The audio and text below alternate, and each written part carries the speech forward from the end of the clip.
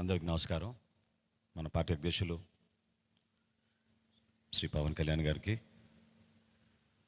జనసేన శాసనసభ్యులుగా మీరందరూ కూడా ప్రజల పక్షాన్ని నిలబడి పార్టీ ప్రతినిధిగా ఎన్నికైనందుకు మిమ్మల్ని కూడా మొట్టమొదటి శాసనసభ పక్ష సమావేశానికి మనందరం కూడా ఇంత గర్వంగా మంగళగిరిలో మన పార్టీ కార్యాలయంలో ప్రెసిడెంట్ గారి ఆధ్వర్యంలో ఈ విధంగా చేసుకోవడం నిజంగానే పూర్వజనంలో మనం చేసుకున్న ఒక గొప్ప అదృష్టంగా మనం భావించి ప్రజలకి మరింత అంకిత భావంతో, నిండు మనసుతోటి, బాధ్యతతోటి మనందరం కూడా చేయాల్సిన అనేక కార్యక్రమాల గురించి, వీటన్నిటికన్నా పార్టీతోటి చేసే ప్రయాణంలో చిత్తశుద్ధి, నిబద్ధత మన పార్టీ అధ్యక్షులు గారికి అన్ని విధాలుగా ఎల్లప్పుడూ అండగా నిలబడే విధంగా మనందరం కూడా ఆంధ్ర ప్రజలు చూసి గర్వపడే విధంగా మనం కష్టపడి పనిచేయాలని మనస్ఫూర్తిగా నేను కోరుకుంటూ, ఈరోజు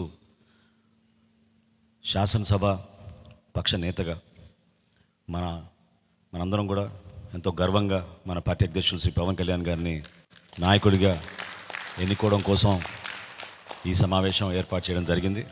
సో ఆ తీర్మానం ముందుగా నేను చదువుతాను. దాని తర్వాత మనందరం కూడా ప్రెసిడెంట్ గారిని అభినందించి అప్పుడు కొనసాగిద్దాం. తీర్మానం: ఆంధ్రప్రదేశ్ సభకు జనసేన తరఫున ఎన్నికైన మేము జూన్ 11, 2024 సమావేశమై శ్రీ కొనిదెల పవన్ కళ్యాణ్ గారిని గర్వంగా జనసేన పార్టీ శాసనసభ పక్ష నాయకునిగా ఏకగ్రీవంగా ఎన్నుకుంటున్నాం. మీరందరూ కూడా I think you should give a rousing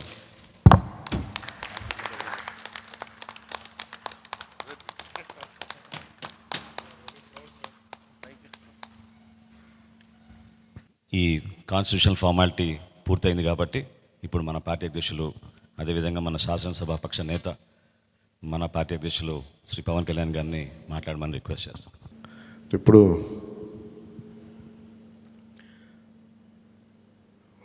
party నేతగా మాట్లాడటం అలవాటు ప్రెసిడెంట్గా మన శాసనసభ పక్ష నాయకుడిగా మాట్లాడాలంటే కొత్తగా ఉంది. ఇప్పుడు గొడవలు పెట్టుకోవడం, మాట్లాడటం, సమస్యలు తీసుకురావడం. బట్ మీ అందరికీ అపూర్వమైన మెజారిటీలతోటి ఘన విజయం సాధించిన మీ అందరికీ, ప్రతి ఒక్కరికి పేరు పేరున నా హృదయపూర్వక అభినందనలు, ధన్యవాదాలు. ఈ సందర్భంలో I want to share few things. చాలా ఒంటరి ప్రయాణం చేశాం. జాతీయ స్థాయి నాయకులు కూడా ఢిల్లీలో వాళ్ళు అడుగుతుంది ఏంటంటే, నువ్వు ఎలా పార్టీ నడిపావు? పార్టీ నడపడం మాకు తెలుసు కదా, అధికారం ఒక గుర్తింపు ఉన్న జాతీయ స్థాయి పార్టీలో ఉండి అసలు అధికారం లేకపోతే ఎంత కష్టమో మాకు తెలుసు. అలాంటిది మీరు not even recognised party, just registered party, మీరు ఎలా సస్టైన్ చేశారు ఇంతకాలం? వాళ్ళకి నేను ఒకటే చెప్పాను, మేమంటే ప్రేమించే జన సైనికులు, వీర మహిళలు, జనసేన మద్దతుదారులు, వారి వల్ల మేము బలంగా నిలబడగలిగాం. ఒక తీర్మానం నా సైడ్ నుంచి ఏంటంటే, ఈ ఘన విజయానికి కారకులైన, అంటే దశాబ్దంగా అన్ని ఒడిదుడుకుల్ని ఎదుర్కొంటూ దెబ్బతింటూ క్షేత్రస్థాయిలో అన్ని రకాలుగా ఇబ్బందులు పడుతూ మనకి మద్దతు ఇచ్చిన జన సైనికులకి, వీర మహిళలకి, జనసేన నాయకులందరికీ కూడా వారికి నా మనస్ఫూర్తిగా నా అభినందనలు తెలియజేస్తా ఉన్నాను. మీరు లేకపోతే ఈ రోజున ఈ విజయం ఉండేది కాదు. అలాగే ఈ విజయం అసలు మనం చేసిన పోరాటానికి ముగ్ధులై 2019లో తప్పు చేసాం, ఈసారి ఎట్టి పరిస్థితుల్లో మేము తప్పు చేయమని ప్రతి ఒక్కరూ ఒక 100 మందిలో కలిస్తే 100 మంది చెప్పేవాళ్ళు, ఒకళ్ళు కలిస్తే ఒకళ్ళు చెప్పేవాళ్ళు, ఏ మూలకెళ్ళి చెప్పేవాళ్ళు. ఈ రోజున మనందరికీ కూడా ఇంత భారీ మెజారిటీలు వచ్చినాయి అంటే మనల్ని నమ్మిన ప్రజలందరికీ హృదయపూర్వకంగా మన ఈ మీటింగ్ తరపు నుంచి నేను వారికి నా కృతజ్ఞతలు, అభినందనలు తెలియజేస్తున్నాను. మనకి వీ హ్యావ్ గ్రేట్ రెస్పాన్సిబిలిటీ. అంటే నేను మొన్నదాకా మాట్లాడుతున్నప్పుడు అదొక పొలిటికల్ రెటారిక్ అనిపించుకోవచ్చు, but I believed in that and I believe in that. అంటే we have to bring back accountability and politics. జవాబుదారీతనం తిరిగి రాజకీయాల్లోకి తీసుకురావాలి. గొడవ పెట్టుకునేటప్పుడు, అంటే మనోహర్ గారు మేము చాలాసార్లు మాట్లాడుకున్నప్పుడు cooperation and confrontation is a part of democracy.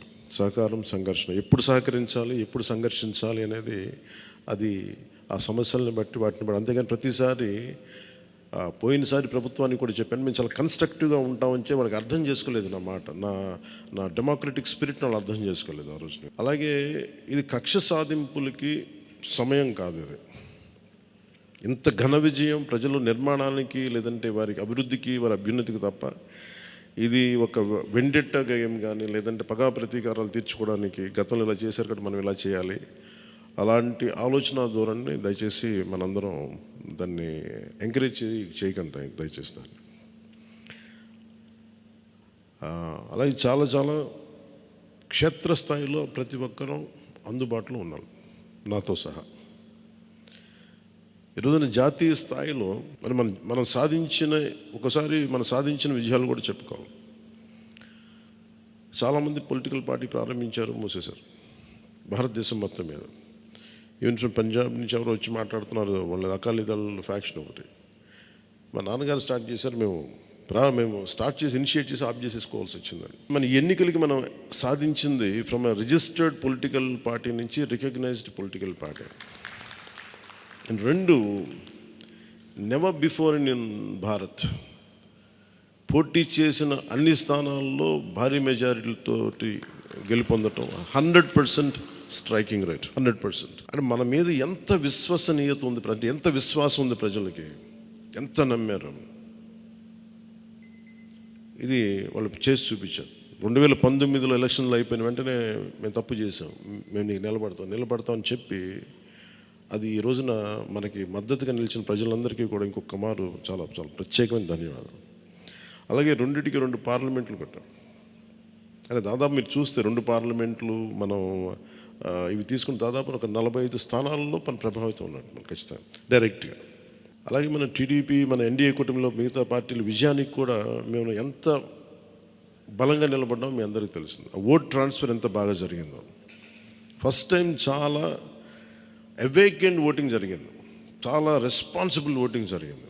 వీళ్ళందరూ న్యూ జనరేషన్. అసలు యువత ఎంత నమ్మారంటే అర్ధరాత్రి వాళ్ళకి 12 అయినా కానీ 11 అయినా కానీ ఆ మండుటెండలో నిలబడి మధ్యాహ్నం నుంచి వాళ్ళ క్యూలు వాళ్ళకి వంతు వచ్చే వరకు అలా నిలబడి మరి ఓట్లేసి. అంటే ఇవన్నీ చాలా చాలా బాధ్యతనిచ్చాయి. అలాగే ఈరోజు మనం మాట్లాడుకున్నప్పుడు కూడా రేపు మన పవర్ షేరింగ్ ఏంటి ఇవన్నీ కూడా మీకు తెలియజేస్తాను. ఇది మన ప్రతి ఒక్కరికి నా ఉద్దేశం మనందరం అందుబాటులో ఉండాలి. అది మీరు మనందరం కలిపి ఒక సమిష్టిగా ఒక నిర్ణయం తీసుకుందాం, ఒక కమిటీగా ఏర్పడి ఎన్ని రోజుల్లో మనం నియోజకవర్గంలో అందుబాటులో ఉండాలి. అలాగే ప్రభుత్వానికి సంబంధించి సమస్యలకు సంబంధించి ప్రజలకి ఎంతంత ఏ అవసరాలు ఉంటే మనం ఎలా అనుసంధానం చేసుకోవాలి మిగతా మన ఎన్డీఏ పార్ట్నర్స్ తోటి. అలాగే కేంద్రంలో ఇప్పుడు మనకి చాలా చోట్ల మన నియోజకవర్గాల్లో బ్రిడ్జ్ ఒక్కసారి ఓవర్ బ్రిడ్జెస్ కానీ ఇవన్నీ కేంద్ర పరిధిలో ఉంటాయి. అవన్నీ మీరు చేయాల్సింది అంటే మన నియోజకవర్గపు సమస్యలు ప్రాధాన్యత అంటే యాజ్ పర్ ప్లీజ్ ప్రయారిటైజ్ చేసి మనం కొన్ని కేంద్రం ద్వారా జరిపించాల్సినవి ఉంటే అది చేద్దాం. అలాగే ఇది మనం దేనికోసమైతే నిలబడ్డామో మాట ఇచ్చామో వాటికి నిలబడతాం. అలాగే పాలకొండకి మనం వెళ్ళినప్పుడు అక్కడ ఏనుగులు వచ్చి పంట పొలాలు ధ్వంసం చేస్తాయి. ప్రతి చిన్న సమస్య. అలాగే irrigation projects, minor irrigation projects వీటికి చాలా తక్కువ నిధులతోటి 20-25 కోట్లతో అయిపోయే పనులు చాలా ఉన్నాయి. అండ్ మేజర్గా మన ఎలక్షన్స్లో మనం చెప్పింది విద్య, వైద్యం, ఉపాధి, సాగునీరు, తాగునీరు అండ్ లా అండ్ ఆర్డర్. ప్రజల మాన ప్రాణ ఆస్తుల సంరక్షణకి మనం చాలా చాలా జవాబుదారీతనంగా ఉండాలి. అలాగే మనకిచ్చింది ఇది, ఎందుకంటే నెక్స్ట్ జనరేషన్ వచ్చింది, అది మనం అందరం అర్థం చేసుకోవాలి. పాత తరం రాజకీయాల్లాగా కూర్చోబెట్టి మనం పవర్ని ఎక్సర్సైజ్ చేస్తామంటే కుదరదు. ఎందుకంటే ప్రజలు ఎంత మద్దతుగా నిలబడ్డారో వాళ్ళు అంతే బలంతో మనం నిలదీయగలరు. అది మనం దయచేసి మర్చిపోతుంది, నాతో సహా నేను మర్చిపోదాన్ని. అందుకని లెటర్స్ బి వాళ్ళు ఒకసారి కోపంతో ఒక మాట మాట్లాడినా అసహనంతో అది మనం భరించాలి తప్ప. అలాగే విమర్శించేటప్పుడు కూడా దయచేసి అది పర్సనల్ అటాక్స్ ఎవరికి కలగండి. మీరు చూశారు కదా పోయినసారి ఆయన గత ప్రభుత్వాన్ని హ్యాండిల్ చేసిన ముఖ్యమంత్రి గారు ఎన్ని మాట్లాడి నేను ఎందుకు స్పందించలేదు వ్యక్తిగతంగా అంటే అది ఆ ప్రెసిడెంట్ ఆపేద్దామని మనం ఎక్కడ చేయాలి. అలాగే పార్టీ ఒకటి మనందరం చేయాల్సింది ఒకటి టైమ్స్, ఒకటి పంక్చువాలిటీ, సరైన సమయానికి రావడం. మీరు కావాలంటే గంట ముందు రండి. నైట్ 1:30, 2:30 అని పడుకునేటప్పటికి.